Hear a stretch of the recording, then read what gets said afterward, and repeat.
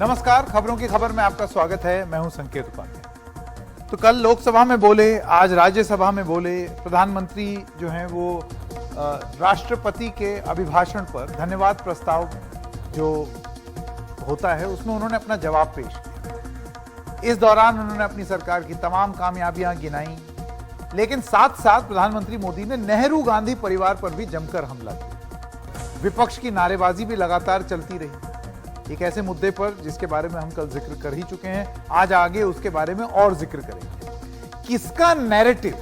अगर प्रधानमंत्री एक नैरेटिव सेट करने की कोशिश कर रहे हैं तो विपक्ष एक दूसरा नैरेटिव सेट करने की कोशिश कर रहा है और लड़ाई 2024 की है। किसका नैरेटिव किस पर भारी पड़ेगा, यह एक बड़ा सवाल। 400 से भी कम दिन रह गए हैं 2024 के मुकाबले। नेहरू का बहाना, क्या गांधी परिवार है निशाना? आइए सबसे पहले सुनते हैं प्रधानमंत्री ने आज राज्यसभा में क्या कहा। यहां यह भी कहा गया कि सरकार की योजनाओं को उनके नामों को लेकर के आपत्ति उठाई। कुछ लोगों को यह भी परेशानी है कि नामों में कुछ संस्कृत टच है। बताइए, किसी कार्यक्रम में अगर नेहरू जी के नाम का उल्लेख नहीं हुआ तो कुछ लोगों के बाल खड़े हो जाते हैं, उनका लहू एकदम गर्म हो जाता कि नेहरू जी का नाम क्यों नहीं दिया। लेकिन मुझे ये समझ नहीं आता है कि उनकी पीढ़ी का कोई व्यक्ति नेहरू सरनेम रखने से डरता क्यों है। क्या शर्मिंदगी है नेहरू सरनेम रखने से? क्या शर्मिंदगी है? इतना बड़ा महान व्यक्तित्व अगर आपको मंजूर नहीं है, परिवार को मंजूर नहीं है और हमारा हिसाब मांगते रहते हो, कुछ लोगों को समझना होगा ये सदियों पुराना देश सामान्य मानवी के पसीने और पुरुषार्थ से बना हुआ देश, जन जन की पीढ़ियों की परंपरा से बना हुआ देश है। ये देश किसी परिवार की जागीर नहीं है। जरा इतिहास उठा करके देख लीजिए, वो कौन पार्टी थी, वो लोग कौन सत्ता में बैठे थे जिन्होंने आर्टिकल 356 का सबसे ज्यादा दुरुपयोग किया।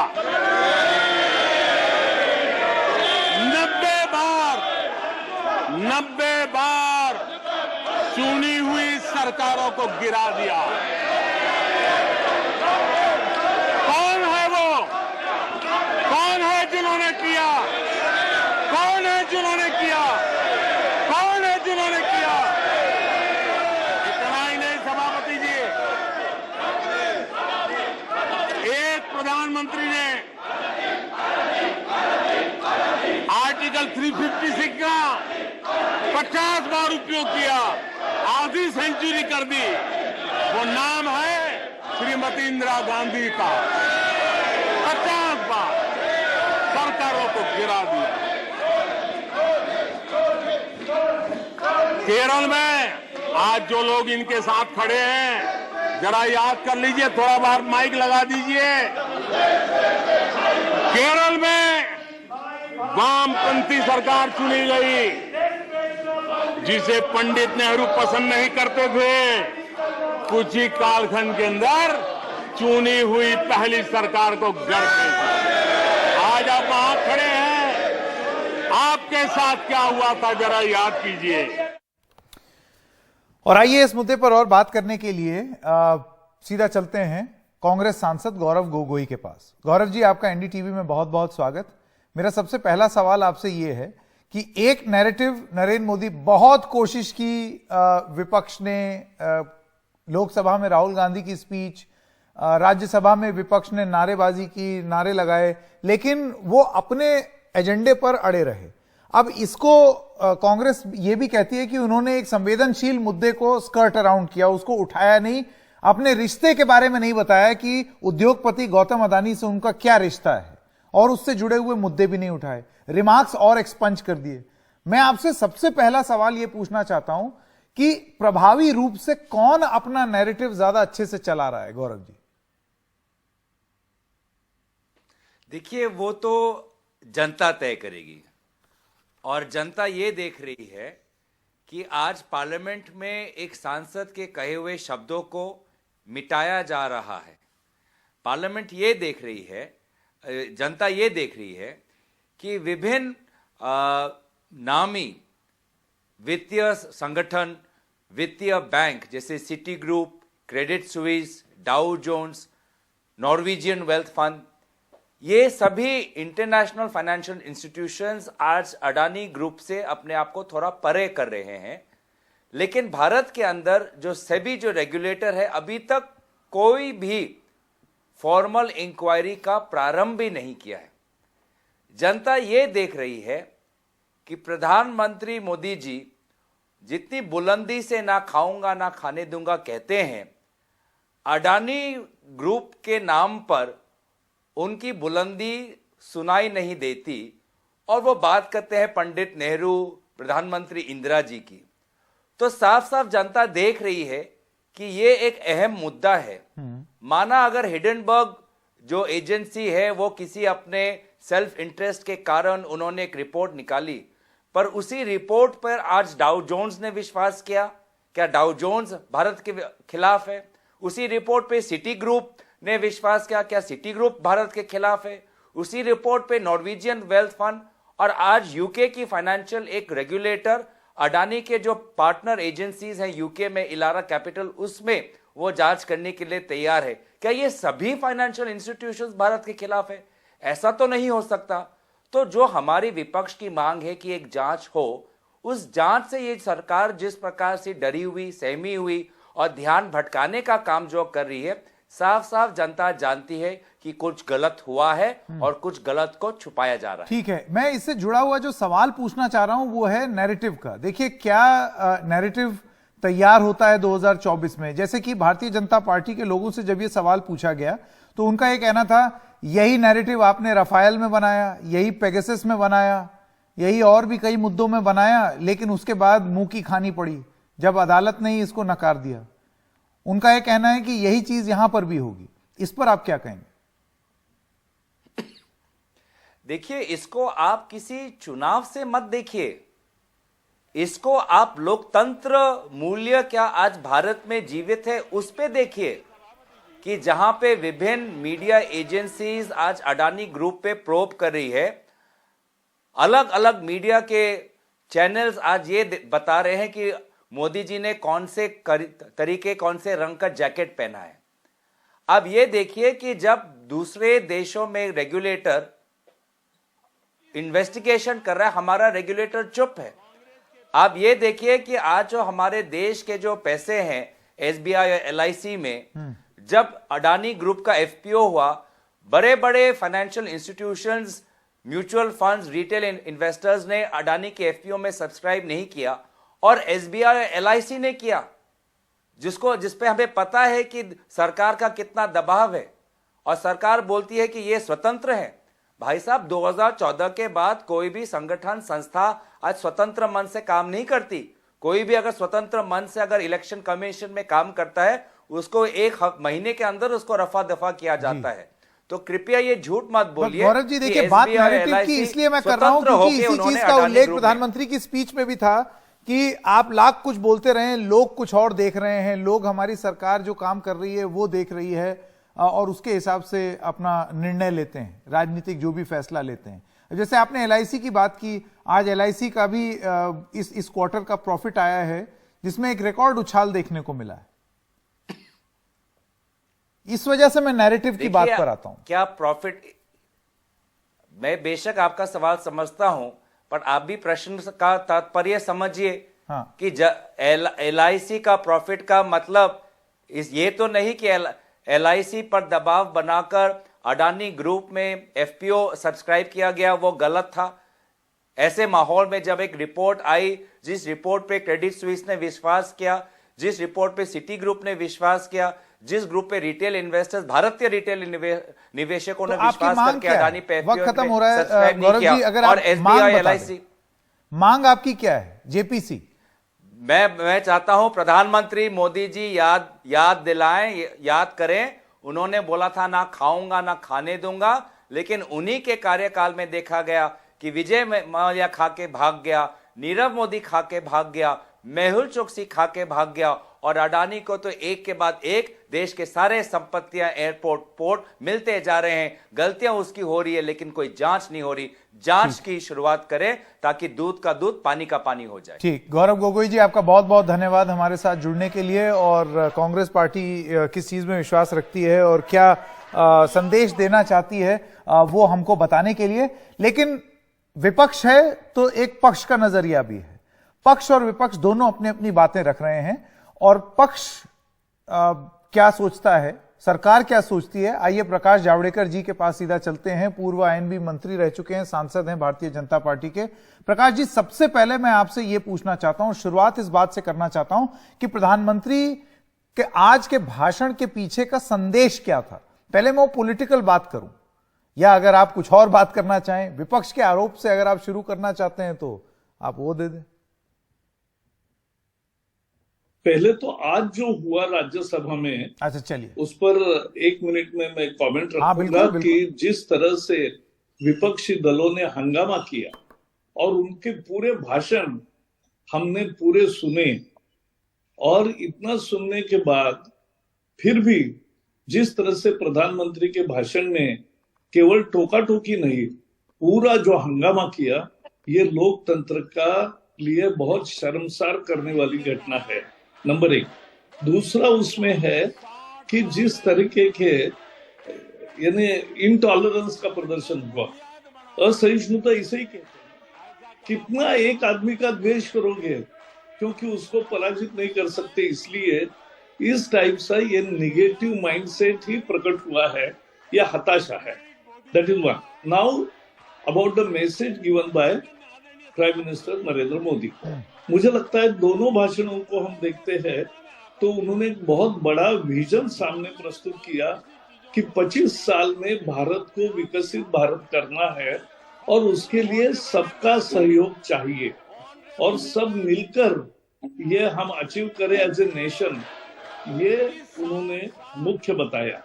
आज उन्होंने कल तो एक महत्वपूर्ण बात कही जो सभी मीडिया ने भी आज उठाई है कि 140 करोड़ लोगों का कवच उनके साथ है, इसलिए वो दूसरे किसी से डरते नहीं। क्योंकि जिस तरह से benefits, I can tell you all beneficiaries, यानी 50 करोड़ आयुष्मान, उसमें 4 crore have taken benefit, 12 crore 12 crore farmers, 12 crore 48 crore Jan-Dhan accounts, then 9 crore LPG gas, then 80 crore free ration, all 100 crore vaccination, free vaccination, and all these things, insurance and whatnot, Fasal Bima Yojana. So all this has reached to the people transparently, और उसमें ये हुआ है कि कोई leakage नहीं हुआ। राजीव गांधी जो कहते थे कि मैं 100 भेजता और 15 ही पहुंचते हैं, यहां ऐसा नहीं हुआ। और इन्होंने खासकर कुछ जो अभियान चलाए, बेटी बचाओ बेटी पढ़ाओ, आज उसका उन्होंने विस्तार से जिक्र किया। नहीं वो कि नारी सशक्तिकरण माने क्या, तो नारी सशक्तिकरण माने पहले तो स्कूल में टॉयलेट, घर में टॉयलेट, फिर उसको रोजगार का अवसर, मुद्रा लोन, उनके नहीं, ये आपकी बात से मैं सहमत हूं प्रकाश जी, जो आप उसी बात का उल्लेख कर रहे हैं जो प्रधानमंत्री ने बोला। लेकिन यहाँ पर जो सवाल मैं पूछना चाहता हूं वो ये है कि विपक्ष किस बात को लेकर के आप पर हमलावर हुआ और प्रधानमंत्री की आज तो बोलने भी नहीं दिया। उनका ये कहना है, और जो मुद्दे उन्होंने उठाए हैं और जो आरोप उन्होंने लगाए हैं कि उद्योगपति गौतम अडानी को मोदी सरकार ने लाभ पहुंचाया हुआ है, इससे जुड़े उनके जो मुद्दे हैं उस पर प्रधानमंत्री ने ना लोकसभा में चर्चा की और ना ही राज्यसभा के अपने भाषण में उस पर बात किया।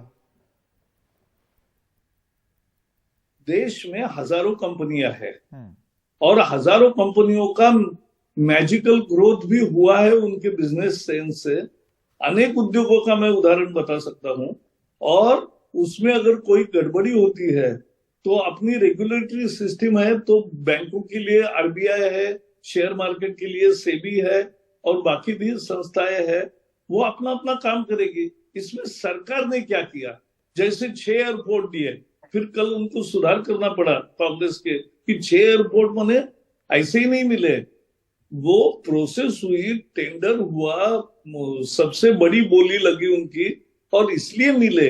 और ये जो है ना कि इनको अनुभव कहा है, अरे कमाल है, अनुभव में अनेक चीजों का पहले युवाओं को जो नौकरी के लिए बुलाते, आपको अनुभव क्या है?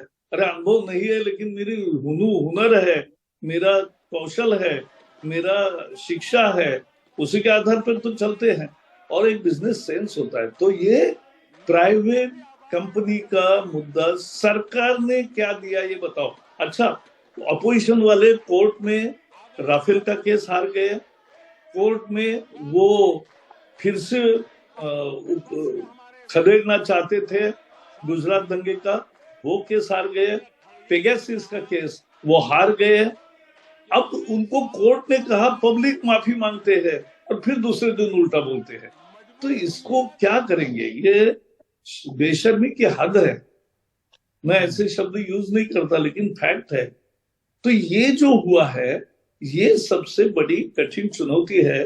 देश में ऑपोजिशन को क्यों नहीं समझता कि अरे एक आदमी 21 साल मुख्यमंत्री और प्रधानमंत्री रहता है, हर बार उसका जन समर्थन बढ़ता है और लोग उस पर विश्वास करते हैं और मेहनत की राजनीति करते हैं। यानी नवरात्रि के उपवास में अमेरिका में जाकर 100 घंटे में 50 कार्यक्रम करके फिर फ्रेश आना, और 21 साल में एक दिन की भी छुट्टी नहीं है, एक दिन भी बीमार नहीं। ये बात तो कुछ तो मेहनत की राजनीति है, प्रतिभा की राजनीति है जी, दूरदृष्टि की राजनीति है, ये तो समझना चाहिए जी। लेकिन मेरा आखिरी सवाल, प्रकाश जी, आपको लगता है कि 2024 की लड़ाई, जिसमें अब 400 से भी कम दिन रह गए हैं, उसमें थीम कांग्रेस और भारतीय जनता पार्टी ने दोनों ने अपनी अपनी तय कर दी।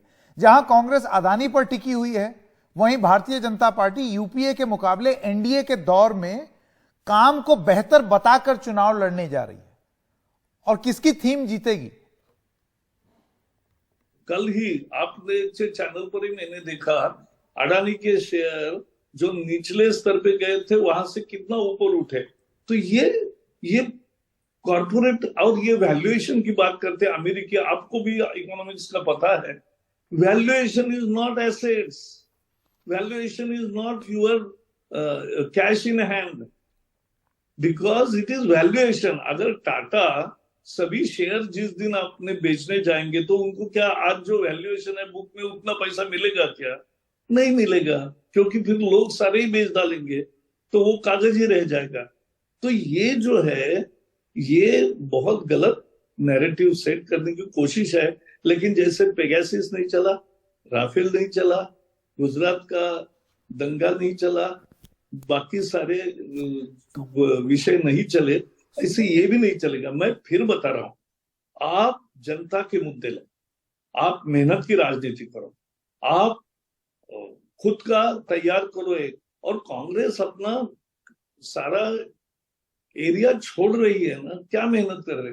अब गुजरात में चुनाव है, आप मुख्य विपक्षी दल और आप वहां जाते ही नहीं, और प्रचार यात्रा जो अपनी पदयात्रा कर रहे हैं उसमें मेधा पाटकर को साथ में लेकर उन्हीं दिनों में जाओगे तो गुजरात के मतदाताओं पर क्या परिणाम होगा?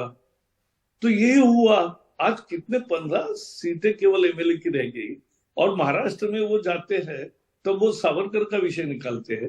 तो ऐसा करेंगे तो उल्टा ही परिणाम होगा ना। चलिए, लेकिन वो उनको सोचना है। प्रकाश जी, बहुत बहुत धन्यवाद हमारे साथ जुड़ने के लिए, आपका बहुत बहुत धन्यवाद। आइए रुक करते हैं हमारी अगली खबर का, और यह है तुर्की में आए विनाशकारी भूकंप से मरने वालों की तादाद, जो कि अब 17,000 के पार हो चुकी है, और अब भी यह काफी बढ़ सकती है, क्योंकि दूर दराज के कई इलाकों में अब भी राहत और बचाव का कार्य नहीं पहुंचा है और तेजी नहीं पकड़ा है। हालांकि अब दुनिया भर से तुर्की की मदद के लिए राहत टीमों का आना शुरू हो गया है, लेकिन जो इमारतें सोमवार तड़के 7.8 तीव्रता के भयानक भूकंप से तबाह हुई और उसके बाद 7.5 की तीव्रता से आफ्टर शॉक को झेला जिन इमारतों ने, वो अब बहुत कमजोर हो चुकी हैं और उनमें से वो ढह गई दरअसल, और उसमें से लोगों को निकालने का काम अभी भी पूरा नहीं हो पाया। इस बीच इस त्रासदी से निपटने में ढिलाई को लेकर तुर्की के राष्ट्रपति रजब तैयब अर्दोआन की सोशल मीडिया में काफी आलोचना हुई है, जिसके बाद उन्होंने माना कि राहत और बचाव में कुछ कमियां रही हैं। ऐसी आपदा के लिए तैयार रह पाना संभव नहीं था, ऐसा उनका मानना है, अपनी शॉर्टकमिंग्स को मान रहे हैं। इस भूकंप की विभीषिका को दिखाने वाली तस्वीरें लगातार सामने आ रही हैं। यह है, जैसे कि आप अपने स्क्रीन पर देख सकते हैं, जरा इस पर फुल फ्रेम चले जाएं ताकि आपको अंदाजा लगे कि किस तरीके का भूकंप था। यह है कहरामनारा, यह शहर है जो भूकंप के केंद्र के सबसे करीब के रिहायशी इलाकों में रहा। जहां भूकंप ने तो तबाही मचाई, वो ड्रोन से ली गई, जो आप तस्वीरें देख सकते हैं। इन तस्वीरों में साफ दिख रहा है कि भूकंप से सैकड़ों इमारतें सेकेंडों में ताश के पत्ते की तरह ढह गई। दक्षिण तुर्की के इस शहर सीरिया के गृह युद्ध से भागकर आए लाखों शरणार्थी रहते हैं। यानी कि ये जो सीरिया से जो लोग आए थे यहां पर, रेफ्यूजीज, वो यहां पर रहते हैं। सोमवार तड़के जब ये भूकंप आया तो अपने घरों में सो रहे लोगों को संभलने तक का समय नहीं मिला। अब भी यहां इमारतों के मलबे में कई लोग दबे हुए हैं, लेकिन अब उनके बचने की संभावना ना के बराबर बताई जा रही है। हालांकि कई लोगों ने अब भी मलबे के नीचे जब वो निकलते हैं तो आश्चर्य वाली खबरें और एकदम चौंका देने वाली खबरें बीच बीच में आती रहती हैं। इस बीच जो बच गए हैं उनके लिए अपनी जिंदगी को नए सिरे से खड़ा कर पाना काफी मुश्किल होगा। दुनिया भर की राहत टीमें प्रभावित इलाकों में पहुंच रही हैं। तुर्की में आए इस भूकंप ने सीरिया को भी भारी नुकसान पहुंचाया है।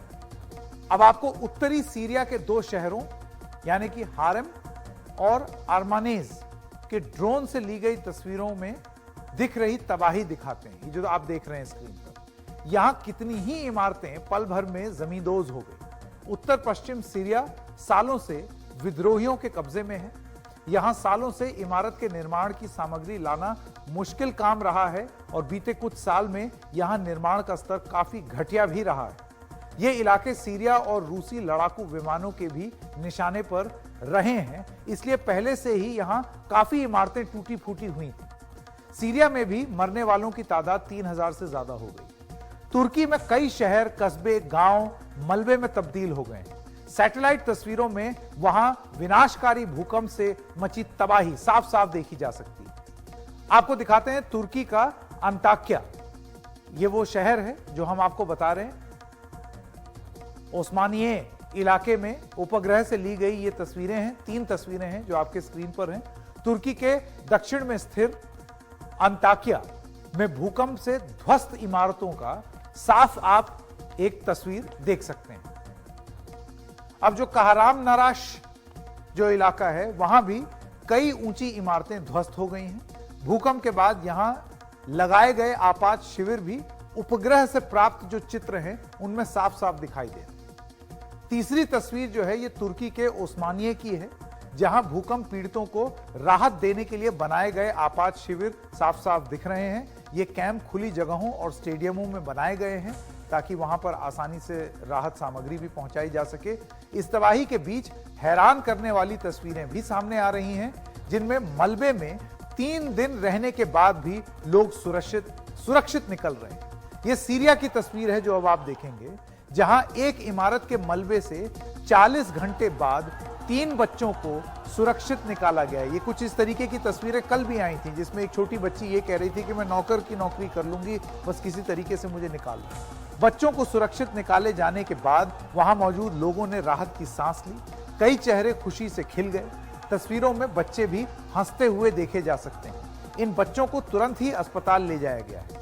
भूकंप से राहत और बचाव के काम में एक दिक्कत काफी जो आ रही है वो है सर्द मौसम। बहुत ठंडा है वहां, कई जगह बर्फबारी हुई है और रात में तापमान -5 डिग्री सेल्सियस चला जाता है, -5। सोचिए, ऐसे में तुर्की में हजारों लोग बेघर हो गए हैं।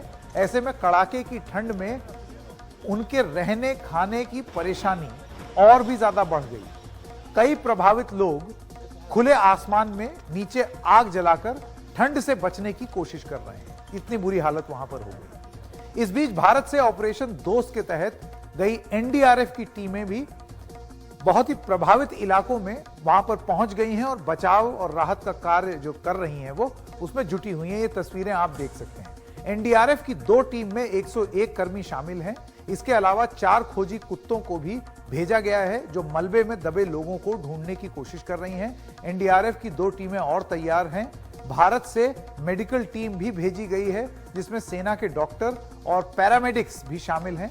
भारतीय सेना ने तुर्की के हते शहर में फील्ड हॉस्पिटल भी सेटअप कर दिया है और वहां लोगों का इलाज भी शुरू हो गया है। 30 बेड के इस फील्ड हॉस्पिटल में operation theatre, ventilator, x-ray lab के साथ मेडिकल स्टोर भी है और यहां भूकंप में घायल जो लोग हैं वो 24 घंटे में उनका इलाज किया जाएगा। हमारे सहयोगी उमा शंकर सिंह तुर्की की राजधानी इस्तांबुल पहुंच गए हैं और वहां से राहत और बचाव के ताजा हाल की जानकारी दे रहे हैं। आइए सुनते हैं। टर्की और सीरिया में विनाशकारी भूकंप के बाद सबसे बड़ी चुनौती मौसम की मार की है और क्योंकि यहाँ बर्फबारी हो रही है, माइनस में टेम्परेचर है और जिनके घर टूट गए हैं उनके पास शेल्टर नहीं है। जो गाजियान्टेप है वहाँ पे कई सारे जो लोग हैं, हजारों की तादाद में जो लोग हैं वो खुले आसमान के नीचे रहने को मजबूर हैं। जिनकी गाड़ियां बची हुई हैं और वो गाड़ियों में रहने को मजबूर हो रहे हैं। कोई ऐसी जगह नहीं है उनके पास जहां पे वो शेल्टर ले सके। हालांकि सरकार की तरफ से ये कहा गया है कि जो बंद पड़े होटल हैं उनको चालू किया जा रहा है, उसमें जो बेड है उसकी व्यवस्था की जा रही है। जो गेस्ट हाउसेज हैं उसमें बेड की व्यवस्था की जा रही है ताकि जो भूकंप पीड़ित हैं उनको वहां पे रखा जा सके।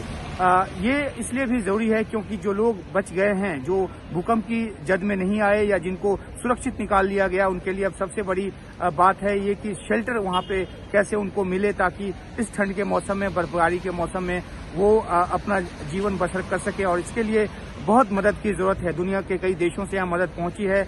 जो टर्की का विदेश मंत्रालय है उसकी तरफ से कहा गया कि 76 देशों ने मदद का जो ऑफर है वो अभी तक किया है। कई देशों ने मदद भेज भी दिया है। भारत जो है वो कई खेप भेज चुका है मदद की। एनडीआरएफ की टीम यहाँ पे ग्राउंड पे काम पे लगी हुई है। एनडीआरएफ की टीम में महिला जो कर्मी हैं वो भी यहाँ पर शामिल हैं।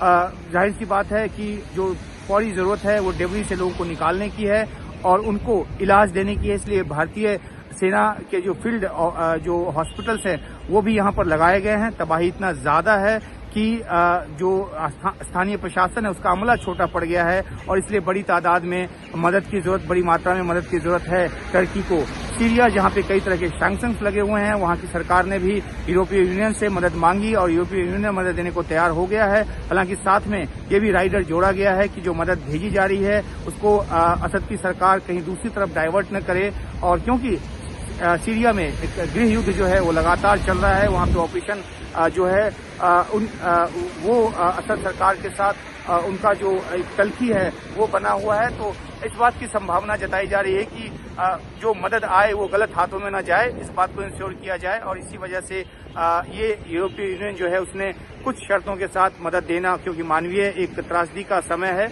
मदद देना उन्होंने तय किया है। लेकिन देखना यह है कि आखिरकार सीरिया में मदद किस रूप में और किस बड़ी तादाद में पहुंच पाती है। भारत ने अपनी तरफ से 6 टन मदद जो है वो सीरिया को भेजा है, बाकी और मदद भी सीरिया को की जाएगी, इस तरह का आश्वासन जो है वो दिया गया है दिल्ली की तरफ से। तो कुल मिलाकर जो एक बड़ी चुनौती, एक बहुत बड़ी मानवीय त्रासदी, खासतौर पे ये कहा जा रहा है कि 1939 के बाद जहां जब भूकंप आया था उसमें 33,000 से ज्यादा लोगों की मौत हुई थी। उसके बाद उसी तबाही वाला ये भूकंप है। हालांकि अभी तक मौत की तादाद जो है यहाँ पे 17,000 के आसपास बताई जा रही है। दोनों देशों को मिलाकर जो सीरियन बॉर्डर है, टर्की सीरियन बॉर्डर, वहाँ पे एपिसेंटर है, वहाँ पे सबसे ज्यादा तबाही मची है। इस बीच जो टर्की के राष्ट्रपति हैं अर्दोगान, उन्होंने माना है कि कमियां रही हैं और क्योंकि ये तबाही इतनी बड़ी है कि कोई भी मुल्क उससे पार पाने में सक्षम नहीं हो सकता और इसलिए दुनिया के से मदद की दरकार है। तो कुल मिलाकर यहाँ पे स्थिति काफी भयावह है। हम आपको ग्राउंड जीरो से रिपोर्ट लेकर आएंगे और दिखाएंगे कि तबाही का मंजर यहाँ पे किस तरह का है और कैसे भारत की मदद और दूसरे देशों की मदद के जरिए जिंदगी फिर से लौटने की कोशिश कर रही है। हालांकि बहुत तबाही हो चुकी है, बिल्डिंग के बिल्डिंग ध्वस्त हो चुके हैं, लेकिन उस बीच भी अब ये देश अपने आप को किस तरह से संकट से उबारता है और क्या कोशिशें करता है, ये देखने की बात होगी। तो ग्राउंड जीरो से हम आपके लिए रिपोर्ट लेकर आते रहेंगे। मैं इसमें स्वागत करना चाहता हूं डॉक्टर विनीत गहलोत का भी। आप national geological research institute Hyderabad के चीफ साइंटिस्ट हैं। बहुत बारीकी से आपने इन सब चीज़ों पर काम किया है। अभी थोड़ी देर पहले या कुछ दिनों पहले जब हम जोशीमठ को लेकर के चिंतित थे, तब आपने भी बहुत बारीकी से हमें समझाने की कोशिश की। डॉक्टर गहलोत, देखिए, यहाँ पर आकलन ये है कि 7.8 की तीव्रता के भूकंप ने तुर्की को 3 मीटर पश्चिम की ओर ढकेल दिया है। 3 मीटर, 10-10 फुट जो है वो सड़क खिसक गई है। ये क्यों हुआ है? और अगर आप हमें समझाना चाहें हमारे दर्शकों को भी कि ये इतना कैसे हिल गया। ये चीज बहुत ध्यान से देखने की चीज है कि हम लोग कह रहे हैं कि साहब उस जहां पे ये भूकंप आया है उस फॉल्ट के अगर नॉर्थ में जाएं तो वो जो जमीन जो है वो 3 मीटर खिसक गई है। अब आप ये सोचिए कि ये 3 मीटर जो जमीन खिसकी है ये पिछले कई 100 सालों तक वो संचित रहती रही होगी, वो स्ट्रेन लगातार एक्यूमुलेट होती रही और अब जाकर जब उसमें भूकंप आया तब वो एनर्जी रिलीज हुई जिसकी वजह से 3 मीटर खिसक गया। मेरा कहने का मतलब यह है कि जब हम लोग कहते हैं कि साहब स्ट्रेन एक्यूमुलेशन हो रहा है किसी इलाके में 10 मिलीमीटर पर ईयर या 20 मिलीमीटर पर ईयर, तो लोग सोचते हैं कि 10 मिलीमीटर क्या है, 20 मिलीमीटर क्या है, बहुत छोटी सी संख्या है वो। लेकिन यही वो एनर्जी है जो कि उस फॉल्ट के अलोंग संचित हो रही है लगातार पिछले कई 100 सालों से, जो कि अल्टीमेटली एक भूकंप के जरिए निकलती और इसका अंदाजा लगाना मुश्किल है कि कितना हो रही है और कब निकलेगा। नहीं, ये हम लोगों को मालूम है कि किस फॉल्ट पर कितनी एनर्जी कितने रेट से संचित हो रही है, हमें मालूम है। जैसे कि ये वाले फॉल्ट जो हैं नॉर्थ एनाटोलियन फॉल्ट पे करीब 10 मिलीमीटर पर ईयर के हिसाब से होता है, वही रेट करीब ईस्ट एनाटोलियन फॉल्ट पे होगा। तो अगर 10 मिलीमीटर का अंदाजा मैं रखूं एक मोटा मोटा, तो 3 मीटर को एनर्जी को संचित करने के लिए मेरे को 300 साल लगेंगे। तो यानी कि इस तरह का भूकंप कम से कम 300-400 साल, हर 300-400 साल बाद आपको देखने को मिलेगा। अब डॉक्टर गहलोत, मैं क्योंकि हम भारत में हैं और हमने जोशीमठ के संदर्भ में भी बात की, ये पूरा सीज्मिक जोन है, ये प्लेट्स हैं जहां पर ये इस तरीके की एक्टिविटी रहती है, यहां पर तनाव धरती के अंदर बना रहता है। इसी तरीके का तनाव पहाड़ों में भी देखने को मिला है, यहां पर भी प्लेट्स आपस में टकरा रही हैं। तो बिल्कुल तो ये इसका भारत में अगर हम संदर्भ देखें तो क्या हमें इस बात का अंदाजा है कि कहां कौन सी प्लेट कितना धंस रही है, कितना टेंशन बना रही है और क्या पैटर्न है? बिल्कुल, जो हमारे जितने आंकड़े हैं कश्मीर से लेके अरुणाचल तक, वो बताते हैं कि कश्मीर में अगर मैं कहूं तो मैं कहूं कि करीब 12 या 13 मिलीमीटर पर ईयर के हिसाब से जो है एनर्जी संचित हो रही है। गढ़वाल कुमाऊं में कहूं तो करीब 18 मिलीमीटर के हिसाब से है। नेपाल में जाएं तो करीब 20 मिलीमीटर के हिसाब से है। अब अगर एक मैं गढ़वाल कुमाऊं का एग्जाम्पल लूं तो 18 मिलीमीटर पर ईयर के हिसाब से वहां पे एनर्जी संचित हो रही है। अब अगर एक बड़ा अर्थक्वेक आए जिसमें कि 5 मीटर जमीन खिसक जाए, आप मोटा एक अनुमान ले लीजिए, तो आप ये सोचिए कि 18 को मैं 20 मिलीमीटर पर ईयर कर देता हूं, तो 5 मीटर संचित होने के लिए 250 साल लगेंगे।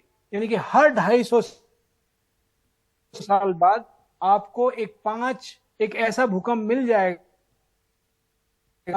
जो स्लिप होगा, जिसमें कि ये जो मूवमेंट है जो 3 मीटर दिखा रहे हैं वो 5 मीटर का गढ़वाल कुमाऊं हो जाएगा। तो अब ये 250 साल कोई बहुत बड़ा वो नहीं है, बहुत बड़ा पीरियड नहीं है। 250 साल हमारे हिसाब से काफी छोटा पीरियड है। मतलब 250 साल का एक रिटर्न पीरियड होना किसी बड़े अर्थक्वेक के लिए बहुत बड़ी बात है। पर अगर आप कुदरत के तरीकों को देखें तो 250 साल बहुत बड़ा पीरियड नहीं होता। और ऐसे में हम जो वहाँ पर घर बना रहे हैं वो बड़े महत्वपूर्ण हो जाते हैं कि आप किस तरीके के घर बना रहे हैं, क्योंकि इसी सब के बीच में वहाँ पर पहाड़ों में हमने इसकी रिपोर्ट भी की थी कि किस तरीके से कुछ ऐसे घर हैं जो कि झेल भी सकते हैं इन सब चीज़ों को, उनमें वो लचीलापन होता है। लेकिन अब जिस तरीके का निर्माण है वो नहीं है, और वो हमको यहाँ पर सीरिया और टर्की में भी देखने को मिला कि आपने किस तरीके का निर्माण किया कि ताश के पत्ते की तरह घर गिर गए। बहुत बहुत धन्यवाद डॉक्टर गहलोत हमारे साथ जुड़ने के लिए और हमको बहुत ही विस्तार से समझाने के लिए। एक छोटे से ब्रेक के लिए रुक रहे हैं, ब्रेक के बाद जब आएंगे तो आपको बताएंगे गूगल की एक छोटी सी गलती की वजह से कितने जीरो लग गए उनके लॉस में। ब्रेक के बाद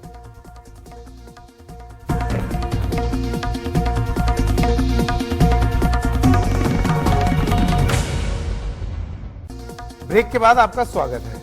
अब आप देखिए एक गलती की कीमत कितनी भारी पड़ती है।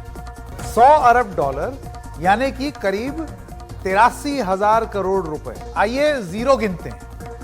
पहले तो डॉलर पे आते हैं, डॉलर के आपको जीरो दिखाएं, ये जरा गिनना शुरू कीजिए। 0 0 0 डॉलर पे आइए। डॉलर गूगल की एक गलती, वो कैसे, आप देखिए कितने, यहां 3 जीरो, उसके आगे 3 जीरो, फिर 3 जीरो, फिर 2 जीरो। 1 अरब डॉलर, इतना गूगल को घाटा हो गया। उनका वैल्यूएशन जो होती है उसमें उनकी कमी हो गई। अब आए रुपए पे इसको कन्वर्ट कर दें, यानी कि 83,000 करोड़ रुपए। इतना लॉस, इतना आपकी जो एक वैल्यूएशन थी कि आप इतनी बड़ी कंपनी है, इतना उड़ गया एक सेकंड में। बहुत बड़ी रकम। भारत के ताजा बजट में स्वास्थ्य के क्षेत्र में जितनी रकम का आवंटन किया गया है, बस उसके 5,000 करोड़ रुपए ही कम है। अब आप सोचिए, इतना भारी नुकसान झेला है गूगल की कंपनी अल्फाबेट। और अब आपको बताते हैं यह गलती किसने की है। यह गलती आर्टिफिशियल इंटेलिजेंस की दुनिया में उतरे गूगल के चैटबॉट गूगल बार्ड ने की है, जिसे ओपन एआई के चैटबॉट चैट जीपीटी के मुकाबले बाजार में उतारा गया था, कंपटीशन में उतारा गया कि हमारा भी चैटबॉट कुछ करके दिखाएगा। हाँ किया ना, इतने पैसे आपके वैल्यूएशन में उड़ा दिए उसने। अब आपको बता दें कि यह गलती क्या है, जिससे अल्फाबेट जो गूगल की पेरेंट कंपनी है उसके शेयर में बुधवार को 9% गिरावट आ गई। गूगल ने सोमवार को अपने चैटबॉट बार्ड का विज्ञापन दिया, ट्विटर के जरिए इसका वीडियो पोस्ट किया, जिसमें दावा किया गया कि यह बहुत ही जटिल विषयों का बहुत ही आसानी से जवाब दे देता है।